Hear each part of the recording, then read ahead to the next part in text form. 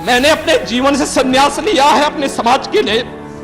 मैंने अपने परिवार को छोड़ा है, मैंने अपने माँ बाप को छोड़ा है, लेकिन आज मुझे अपराधी बनाया जा रहा है महोदय।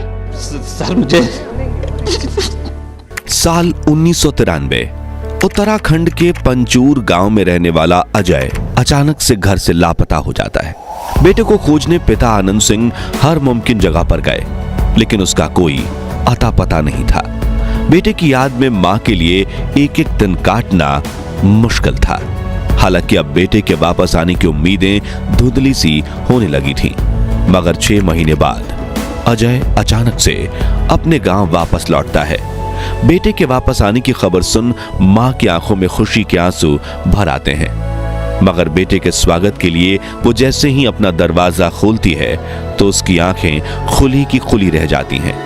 अजय ने आज जींस टी शर्ट नहीं बल्कि भगवा चोला पहना हुआ है, सिर घुटा हुआ है और दोनों कानों में बड़े बड़े कुंडल पहने हुए हैं। हाथ में खप्पर लिए वो अपनी मां से कहता है, मां भिक्षा दीजिए। इस हैरान कर देने वाली घटना को लेकर वरिष्ठ पत्रकार अपनी किताब यदा यदा ही योगी में लिखते हैं। अजय को ऐसी हालत में देखकर मां वहीं स्थिर हो गई। मुंह खोला तो सही, लेकिन शब्द नहीं फूटे। आंखों से आंसुओं की धार बहने लगी।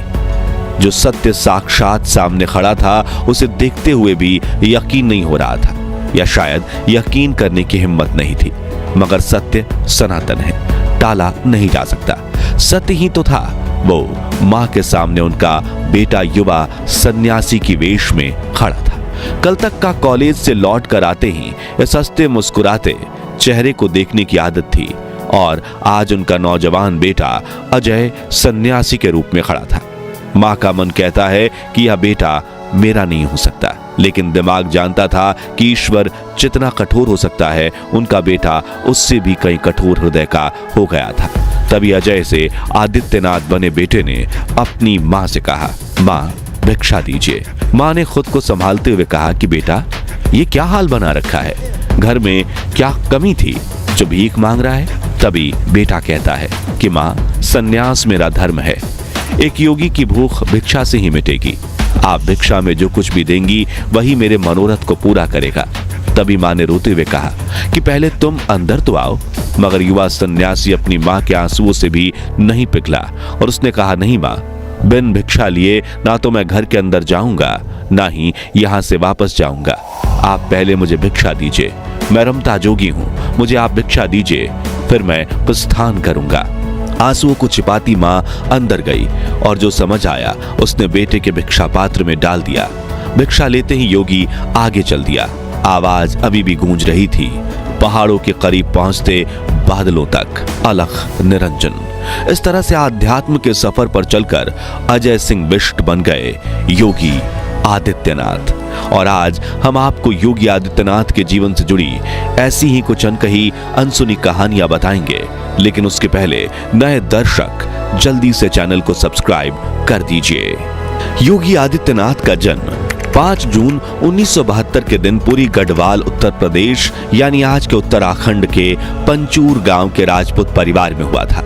उनके पिता का नाम आनंद सिंह बिष्ट था।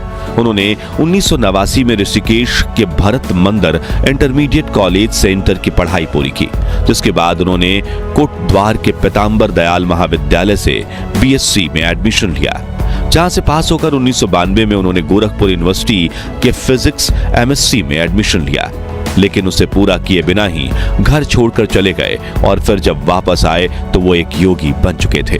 नवंबर 1983 से फरवरी 1994 तक उन्हें कई कठिन परीक्षाओं से गुजरना पड़ा, लेकिन उन्होंने हार नहीं मानी।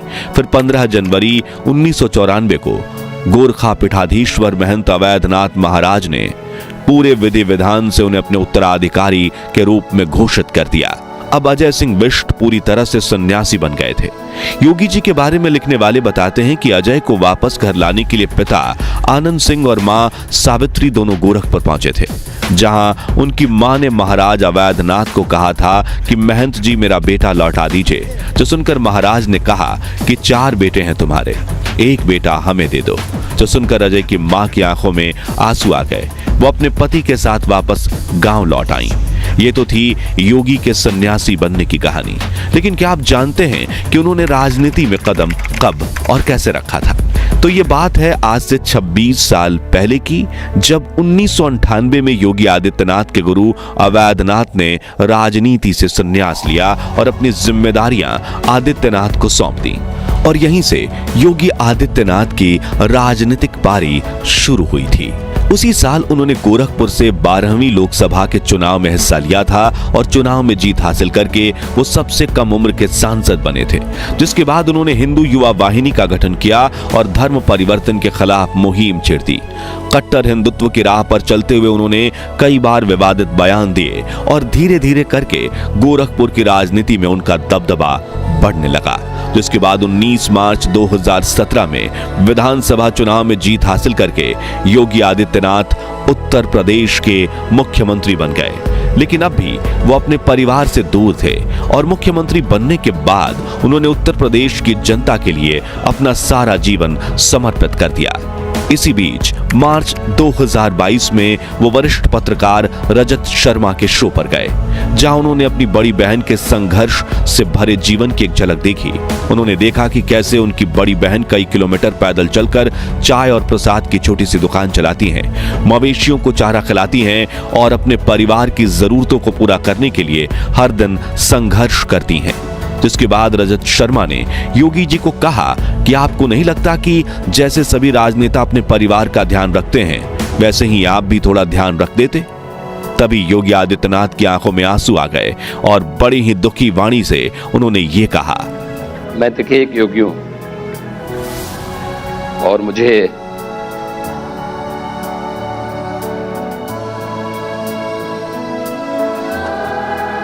पूरे प्रदेश का ध्यान रखना होता है।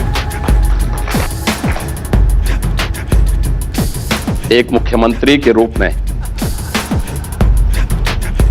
मैंने अपने राजधर्म का शपथ ली है, परिवार का नहीं। आगे उन्होंने कहा, एक मुख्यमंत्री के रूप में मैंने राजधर्म की शपथ ली है, अपने परिवार की नहीं। मुझे पूरे प्रदेश का ध्यान रखना होता है। मेरे लिए पूरे उत्तर प्रदेश के 25 करोड़ लोग ही मेरा परिवार हैं। मैं उनके सुख दुख में सहभागी हूं। खैर, 30 वर्षों तक एक सन्यासी की तरह कड़ी तपस्या करने के बाद जब योगी आदित्यनाथ दोबारा सीएम बने थे, तब वो पहुंचे थे पंचूर गांव के अपने घर, जहां मां सावित्री कर रही थी 3 दशकों से अपने बेटे अजय का इंतजार।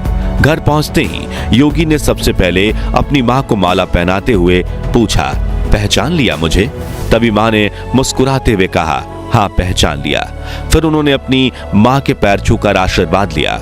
मां सावित्री ने अपना ममतामयी हाथ जब योगी के सर पर रखा तो उनकी आंखों में आंसू आ गए। 30 वर्षों से सन्यासी जीवन जी रहे अजय को एहसास हुआ कि सन्यास के पथ पर चलते हुए उन्होंने सिर्फ एक चीज को सबसे ज्यादा मिस किया है, और वो है मां का प्यार और आशीर्वाद। बताया जाता है कि 1994 में सन्यास लेने के बाद योगी आदित्यनाथ 2022 में पहली बार अपने गांव गए थे और पारिवारिक कार्यक्रम का हिस्सा बने थे।